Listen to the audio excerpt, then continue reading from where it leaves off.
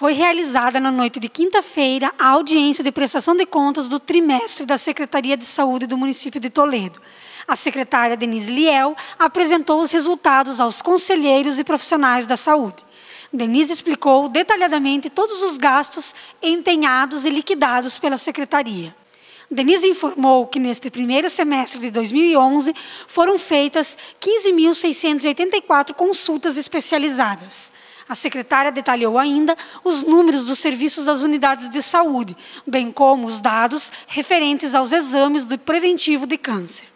Então, aqui a gente analisa que nós tivemos um aumento das consultas médicas das unidades de saúde, mas também tivemos um aumento das consultas de urgência e emergência.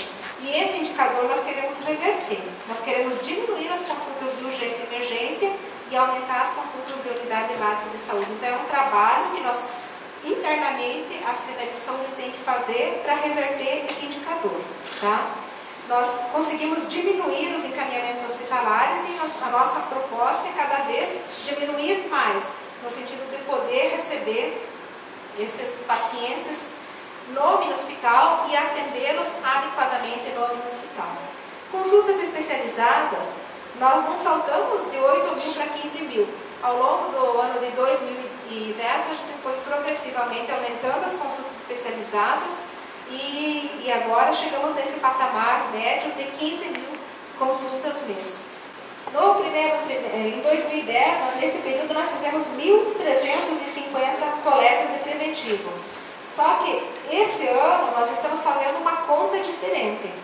998 foram exames coletados em mulheres na faixa etária de 25 a 59 anos, que é aquilo que o Ministério da Saúde preconiza, que a gente tem que coletar.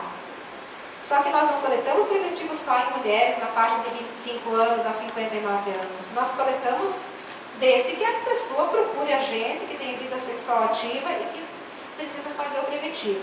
Então, desde os 16, 17, 18, à medida que a pessoa procura, a gente vai até 70 anos, 80, a hora que chegar lá para coletar. Então, nessa faixa etária foram 998. No geral, somando o preconizado e as outras pessoas, foram 1.321 exames coletados, o que dá um indicador de 0,13. Então, nós temos ainda muito chão para correr para chegar no indicador preconizado, que é mais ou menos, nós pactamos 0,17, né?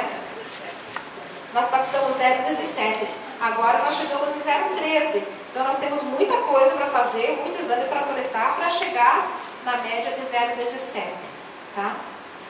E esse 0,17 é um percentual preconizado aí para um cálculo epidemiológico para chegar num número razoável de exames coletados.